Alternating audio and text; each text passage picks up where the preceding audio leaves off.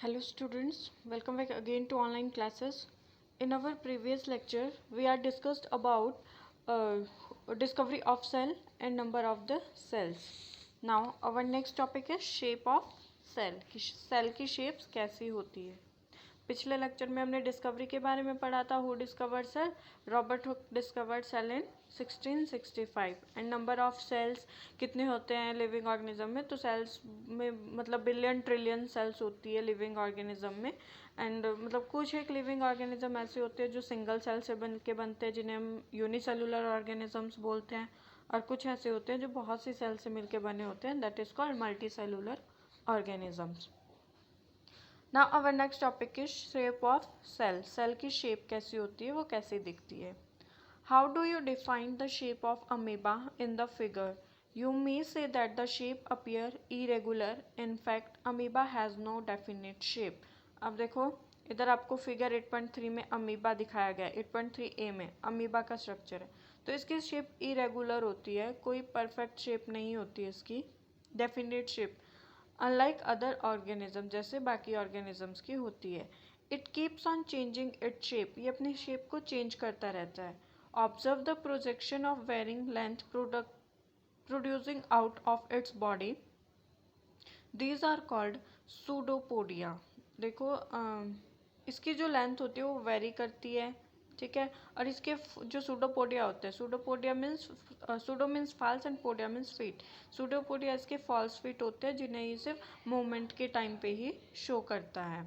As you learnt in class 7, these projection appears and disappear as amoeba move or feed.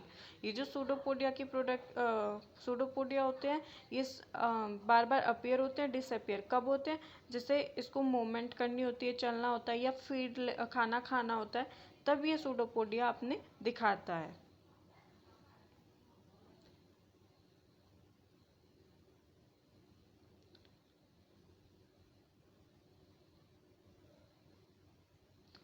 Next आता है हमारा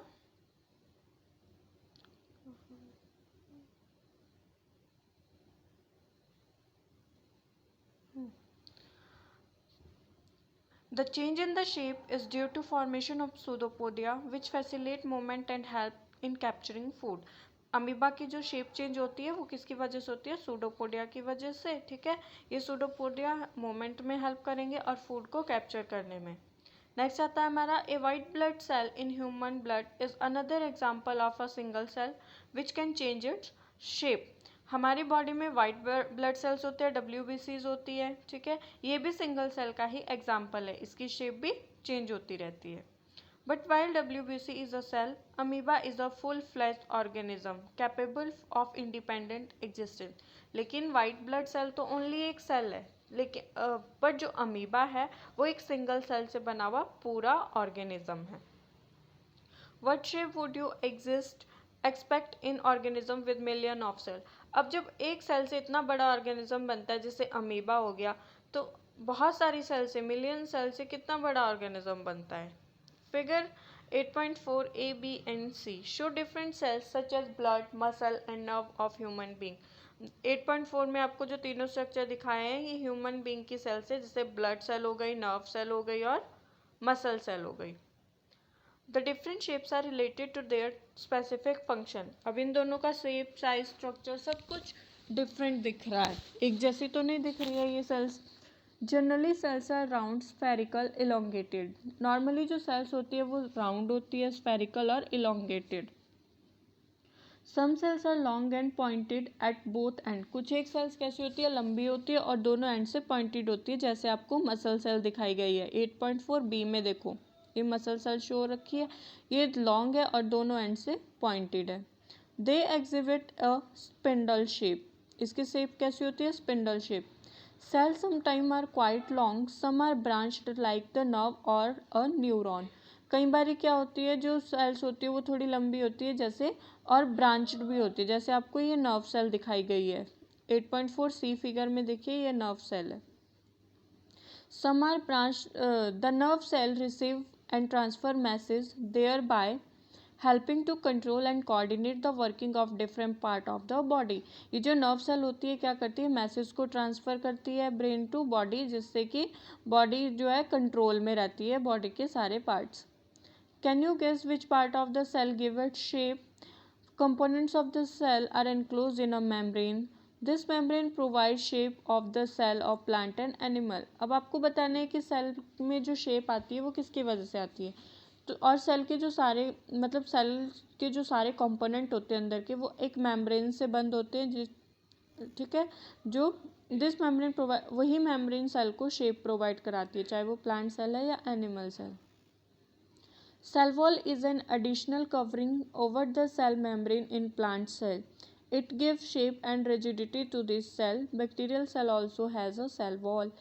अब plant cell में plasma membrane के बाहर भी एक लेयर होती है जिसे हम सेल वॉल बोलते हैं, ठीक है। इट गिव शेप एंड, ये क्या करती है सेल वॉल, प्लांट सेल को शेप प्रोवाइड कराएगी और उसको थोड़ा स्ट्रेंथ प्रोवाइड कराएगी, थोड़ा हार्ड बनाती है। जो बैक्टीरियाज होते हैं उनमें भी सेल वॉल प्रेजेंट होती है। नेक्स्ट आता है हमारा साइज ऑफ सेल। सेल का साइज कितना होता है? The size of the cell in living organism may be a small as a millionth of a metre और may be a large of a few centimetre. Cell का जो size होता है ये भी डिफरेंट होता है सेल की नंबर की तरह। कई बार क्या होता है सेल का साइज बहुत छोटा होता है, माइक्रोन के बराबर, ठीक है, माइक्रोमीटर। और कई सेल्स होती है ऐसी होती है जिनका साइज बहुत बड़ा होता है, सेंटीमीटर के हिसाब से भी हो जाता है। However, most of the cells are microscopic in size and are not visible to the naked eye. और कुछ एक साइज ऐसी छोटी, बहुत छोटी होते हैं माइक्रोस्कोपिक, जिनको हम अनेक डाई से नहीं देख सकते हैं, बिना माइक्रोस्कोप के नहीं देख सकते हैं। They need to be enlarged और magnified by a microscope. उनको देखने के लिए या तो हमें मैग्नीफाइंग लेंस की ज़रूरत तो पड़ेगी या फिर माइक्रोस्कोप की। The smallest cell is 0.1 to 0.5 centimetre in bacteria. सबसे छोटी सेल 0.1 to 0.5 सेंटीमीटर तक होती है, वो माइक्रोमीटर होती है और ये बैक्टीरियाज में प्रेजेंट होती है।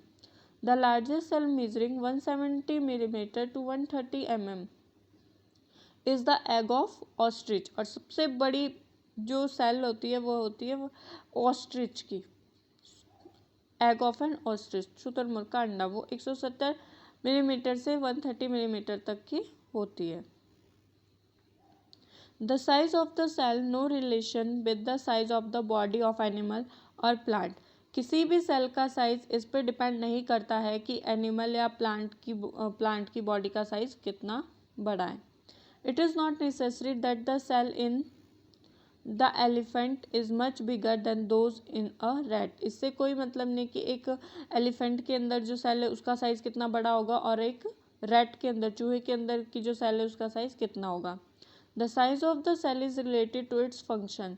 सेल का साइज डिपेंड करता है उसके फंक्शन के ऊपर। For example nerve cell both in the elephant and rat are long and branch.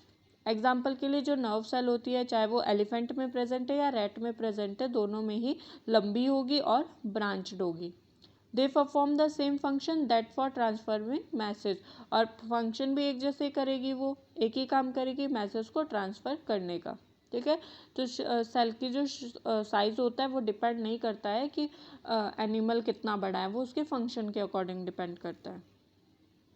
Next आता है cell structure and function. Cell का स्ट्रक्चर कैसा होता है और उसके फंक्शन क्या होते हैं। You have learn that each living organism में have many organs. You have studied in class 8th about the digestive organ which together constitute the digestive system. अब आते हैं कि हमको पता है कि सभी लिविंग ऑर्गेनिजम्स होते हैं उनके अंदर बहुत सारे ऑर्गन्स बने होते हैं, ठीक है। और जैसे क्लास 7th में हमने डाइजेस्टिव सिस्टम के बारे में पढ़ा है। Each organ in the system perform different function such as digestion, assimilation and absorption. हर एक ऑर्गन, डिफरेंट ऑर्गन होता है डाइजेस्टिव सिस्टम में, सभी ऑर्गन का अलग अलग पार्ट होता है। कुछ डाइजेशन में हेल्प करते हैं, कुछ एसिमिलेशन में और कुछ एब्जॉर्प्शन में। Similarly different organs of a plant perform specific specialised function. वैसे ही प्लांट में भी जो डिफरेंट ऑर्गन्स प्रेजेंट होते हैं उनको हम टिश्यूज बोलते हैं, ठीक है। डिफरेंट पार्ट्स होते हैं प्लांट्स के भी, उनके भी फंक्शन डिफरेंट डिफरेंट होते हैं। उनको हम ऑर्गन नहीं बोलेंगे, उनको हम पार्ट बोलेंगे। For example roots help in the absorption of water and minerals, जैसे प्लांट की जो रूट होती है वो वाटर और मिनरल्स को एब्जॉर्ब करती है। लीव्स का आपको पता है वो फूड सिंथेसाइज करती है। Each organ is further made up of smaller part called tissue. हर एक ऑर्गन किससे मिलके बना होता है, बहुत छोटे पार्ट से, जिसको हम टिश्यू बोलते हैं। A tissue is a group of similar cell performing a specific function. Tissue किससे बनता है, सेल के ग्रुप से, छोटी छोटी सारी सेम सेल्स होती है, सिमिलर सेल जो एक जैसी दिखती है और एक जैसे फंक्शन को कैरी करती है। ठीक है, group of cell is known as tissue. Paheli realized that an organ is made up of tissue, which in turn are made up of cell. The cell in a living organism is the basic structure unit. तब पहेली सोचती है कि जब tissue से हमारे organ बनते हैं, टिश्यू से ऑर्गन बनते हैं, टिश्यू सेल से मिलके बनता है, तो सेल क्या है, बेसिक यूनिट है किसी लिविंग ऑर्गेनिज्म की। ठीक है, the cell is a living organism, the cell in a living organism is the basic unit, क्योंकि सेल से ही सब लिविंग ऑर्गेनिज्म मिलकर बने हैं। नेक्स्ट आता है parts of the cell. Cell के डिफरेंट पार्ट्स होते हैं, अभी मैं आपको इनके बारे में सिर्फ इनके नेम्स बताती हूँ, डिटेल स्टडी हम नेक्स्ट लेक्चर में करेंगे। Parts of cell, cell membrane होता है, ठीक है, साइटोप्लाज्म, न्यूक्लियस, मतलब ये तीन मेन ऐसे पार्ट है, सेल मेम्ब्रेन, साइटोप्लाज्म, न्यूक्लियस, जो सब सेल में प्रेजेंट होती है, चाहे वो प्लांट सेल है या एनिमल सेल। ये तीन बेसिक पार्ट्स हैं जो हर एक सेल में प्रेजेंट होते हैं। ठीक है, इनकी डिटेल स्टडी हम नेक्स्ट लेक्चर में करेंगे। Thank you.